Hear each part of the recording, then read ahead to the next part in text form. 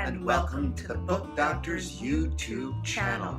We got a request for a video to talk about tips for writing a memoir slash autobiography Slash life story. slash life story. And in fact, many of our clients are very interested in writing their life story. Yes.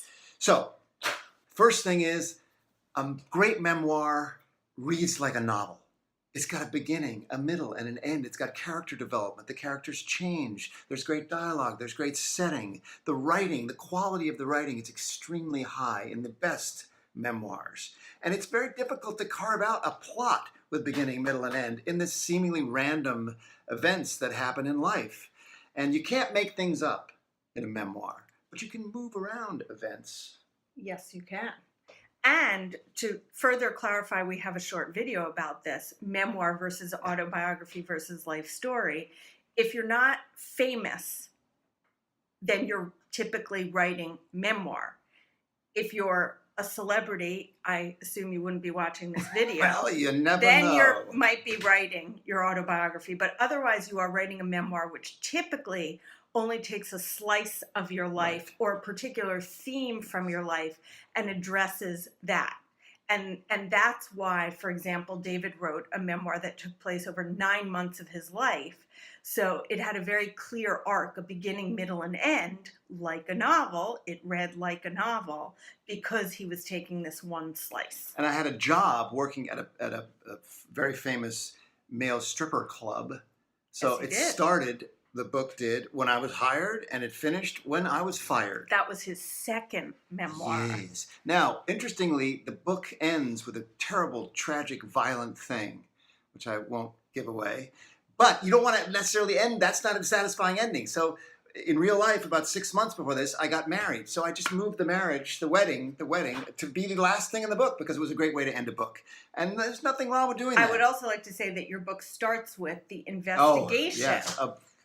Which happens The murder, at yes. the end of the book. So the beginning foreshadows what's going to happen at the end. So you go way forward in time and then go back in time from there. So again, chronology is not necessarily a part of memoir. Right. And in selling a memoir from an agent's point of view, there is an equal emphasis on the writing and the story. Right. And this is why we always refer to a memoir as novel-like. Because if you're just writing, in the style of practical nonfiction, just information, that is typically not the kind of memoir that major publishers or independent quality publishers are looking for. Creative nonfiction. Creative, yes. So here's like a nuts and bolts thing. When I'm sitting down to talk to somebody about their book, first we say, is there a particular theme or a section of your life where we can make the novel, the memoir?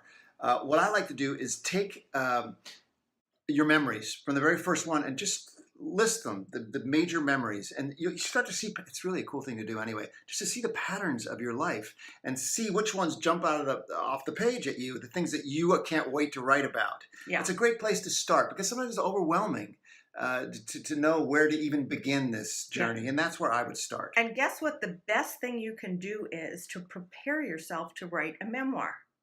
Read other memoirs.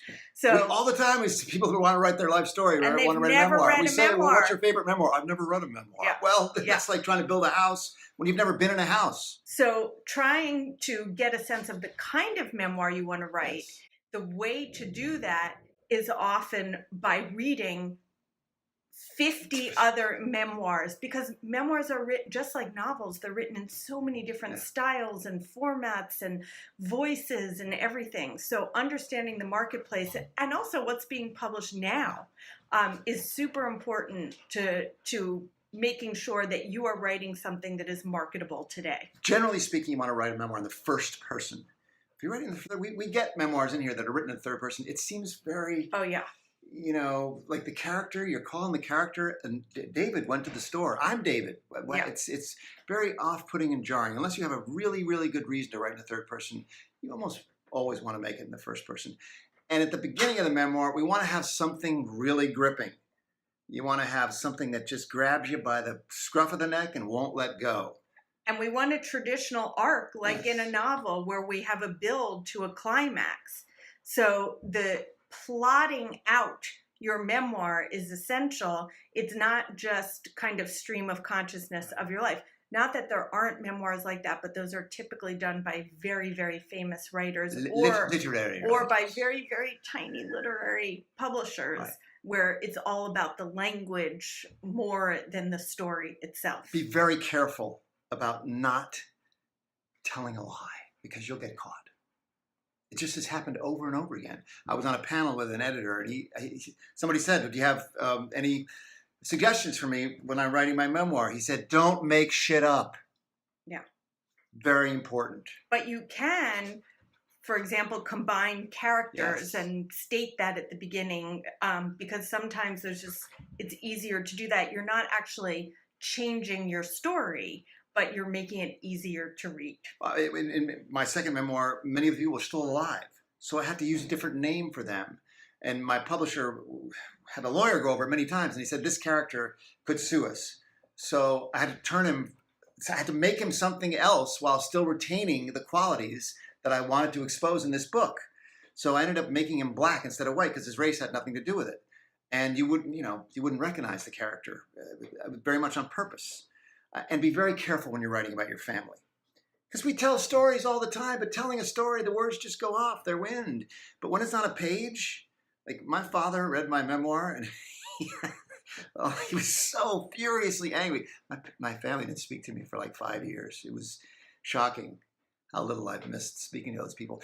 So he reads the memoir, and he gets on the phone with me, and he said, "David, it was a red jaguar, not a blue jaguar." Like, that's what he took out of it. So be very careful when you're writing about your family, your friends, your loved ones. In fact, I think we should do a separate video. Yes, we about probably this should, how to subject, do because that, it's something right. unto itself. Yes. All right, everybody, if you have questions or comments, please put them in there. See you at the bookstore. See you at the bookstore. If you have burning questions or suggestions, things you want to talk about, things you don't understand about your book, about the publishing business, just write in the comments below, or go to our website at www.thebookdoctors.com. bookdoctors.com. And also, if you'd like to get weekly videos from us on all different subjects across the spectrum of publishing, please subscribe. Subscribe, yes. And as our 10-year-old daughter likes to say, Like and and share. Totally like and share. No. You guys gotta like and share, okay? Thank you. Thank you.